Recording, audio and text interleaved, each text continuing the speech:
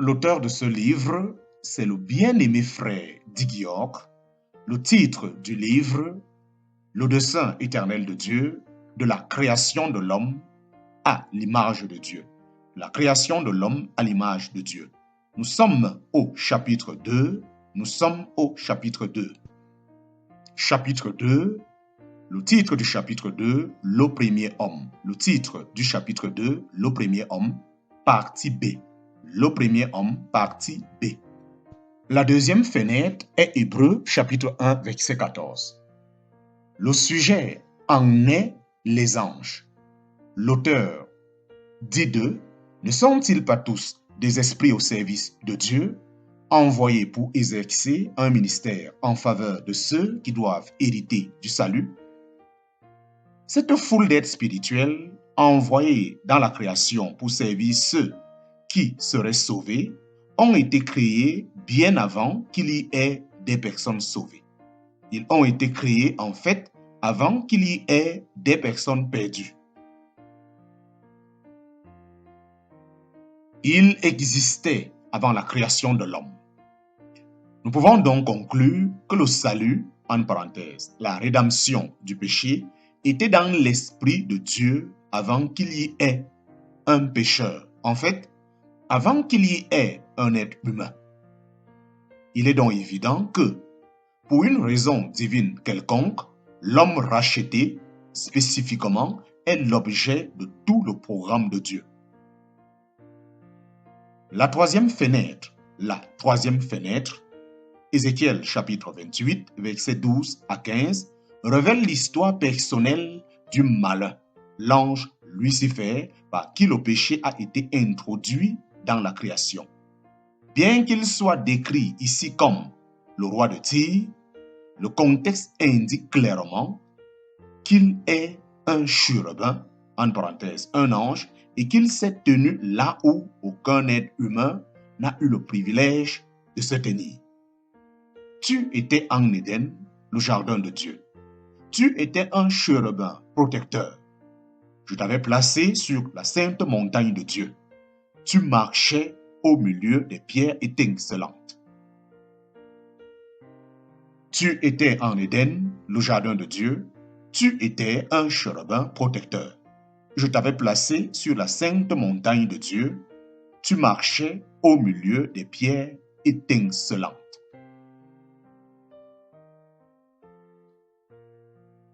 Cet être angélique était plein de sagesse et parfait en beauté. Il ne fait guère de doute qu'il s'agit de celui-là même qui apparaît sous la forme d'un serpent dans le jardin d'Éden. À part Adam, Ève et Dieu, le serpent est le seul autre personnage de cette scène. Tu as été intègre dans tes voies depuis le jour où tu as été créé jusqu'à ce que l'iniquité a été trouvée chez toi. Tu as été intègre dans tes voies depuis le jour où tu as été créé jusqu'à ce que l'iniquité a été trouvée chez toi. L'iniquité avait son origine dans cet être angélique, décrit ailleurs comme Lucifer, l'ange de lumière. Nous avons déjà vu dans Hébreux chapitre 1, verset 14, que tous les anges ont été envoyés pour servir Dieu qui serait. Que tous les anges ont été envoyés pour sauver ceux qui seraient sauvés. Tous, évidemment, inclus Lucifer. Nous savons également que ceux qui seront sauvés sont ceux qui doivent être à l'image du Dieu invisible.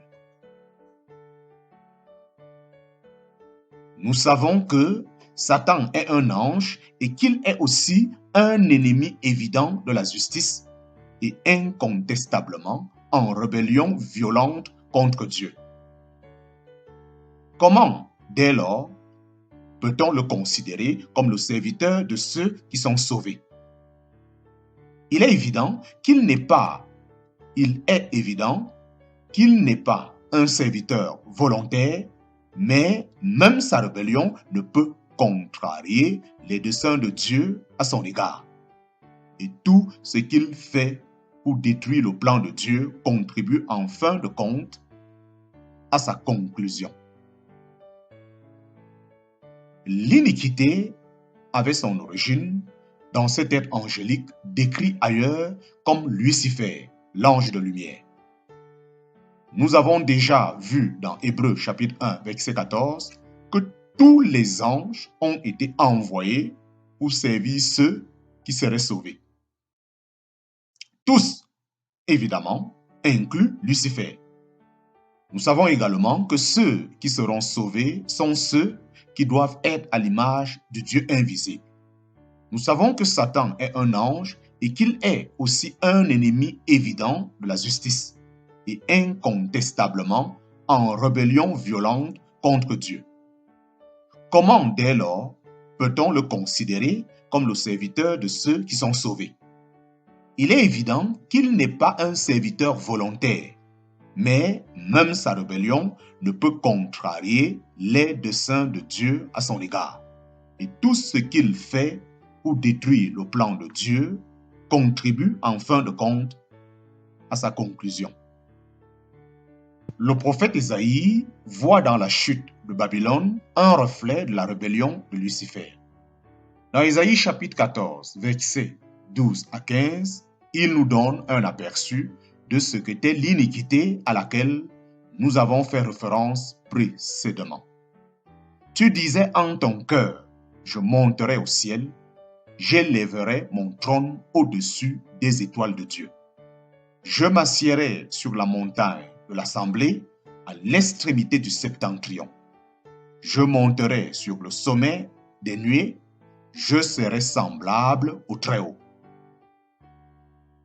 Tu disais en ton cœur, je monterai au ciel, j'élèverai mon trône au-dessus des étoiles de Dieu, je m'assiérai sur la montagne de l'assemblée à l'extrémité du septentrion.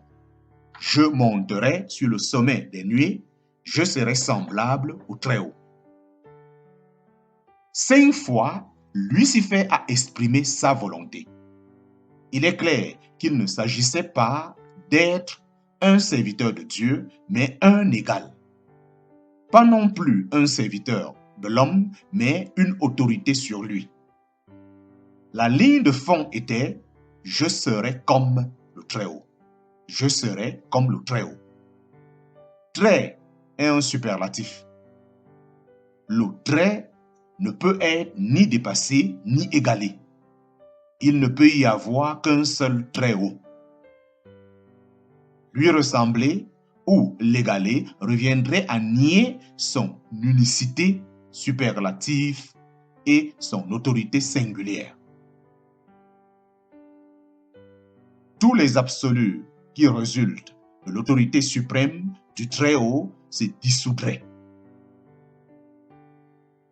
C'est cette philosophie qui remet en cause tous les principes de la parole de Dieu concernant la science, la loi, les valeurs morales, le mariage, etc. Lorsque l'on se soustrait à l'autorité de Dieu et que l'on établit ses propres règles, on dit en fait « je serai comme le Très-Haut ». Telle est la philosophie du péché. Tous les absolus qui résultent de l'autorité suprême du Très-Haut se dissoudraient.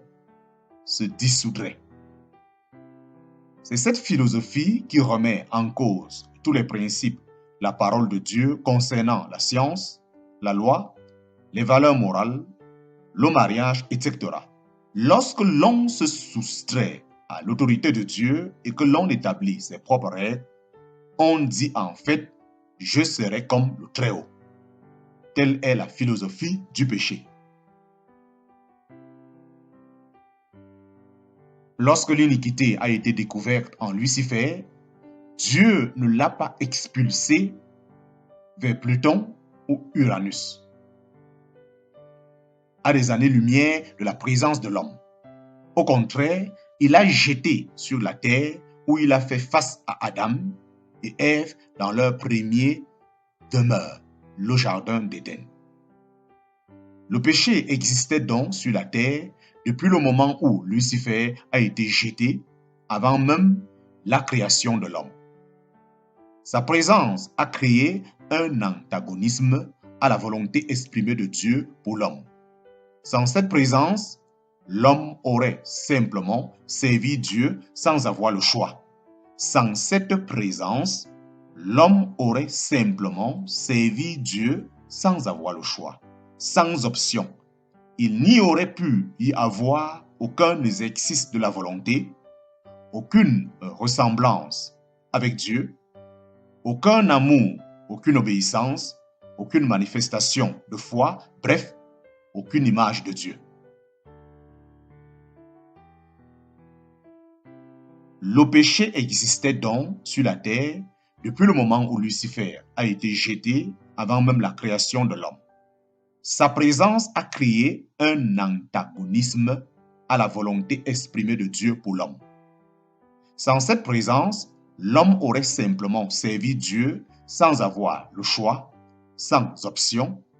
Il n'y aurait pu y avoir aucun exercice de la volonté, aucune ressemblance avec Dieu, aucun amour, aucune obéissance, aucune manifestation de foi, bref, aucune image de Dieu.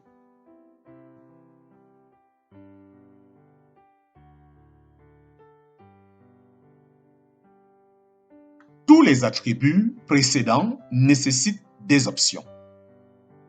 Il est peu probable qu'une personne soit reconnue comme obéissante si elle n'a pas le choix d'être désobéissante. Il y a plusieurs années, j'ai travaillé avec un homme qui amenait son magnifique Golden Retriever, en parenthèse, un chien de race, sur le chantier à l'arrière de son pick-up. Il disait au chien de rester là et rien ne pouvait l'inciter à sauter du camion avant que son maître ne lui dise de le faire. Nous étions tous émerveillés par l'obéissance du chien. D'un autre côté, j'ai eu une fois un chien qu'il fallait attacher à un poteau pour le garder dans la cour. Si on lui ordonnait de rester sur place, il ne le faisait que parce que la corde contrariait ses efforts de désobéissance. Rester dans la cour contre sa volonté uniquement parce qu'il n'avait pas d'autre choix ne pouvait pas être défini comme l'obéissance. L'obéissance exige l'option de la désobéissance. L'obéissance exige l'option de la désobéissance. La foi ou la confiance, de la même manière, exige l'option de l'incrédulité. La foi ou la confiance, de la même manière, exige l'option de l'incrédulité. À l'époque de la guerre froide, alors que de nombreuses troupes américaines étaient stationnées en Europe et que les exercices militaires étaient à l'ordre du jour, un jeune soldat a suscité l'admiration de certains et la dérision de beaucoup. Il semble qu'il ait été posté à une intercession rurale dans la campagne de l'Allemagne de l'Ouest. Les ordres étaient de rester là jusqu'à ce qu'on vienne le chercher. L'opération s'est terminée, mais pendant 3 jours, personne n'est venu le chercher. Alors qu'il est resté fidèlement à son poste pendant ces 3 jours et 3 nuits, les habitants lui ont apporté la nourriture et de l'eau. Certains d'entre eux l'ont exhorté à partir et à rejoindre son unité. Il a répondu que les ordres étaient de rester sur place jusqu'à ce qu'on vienne le chercher. Comme il connaissait son rang et faisait confiance à son commandant, il est resté à son poste jusqu'à ce qu'on vienne le chercher. Bien qu'il ait été ridiculisé par certains de ses pairs, il a été félicité par son commandant pour avoir obéi aux ordres. Son option, bien sûr, était de considérer son commandant comme indigne de confiance et donc de faire comme bon lui semblait. Son option, bien sûr, était de considérer son commandement comme indigne de confiance et donc de faire comme bon lui semblait.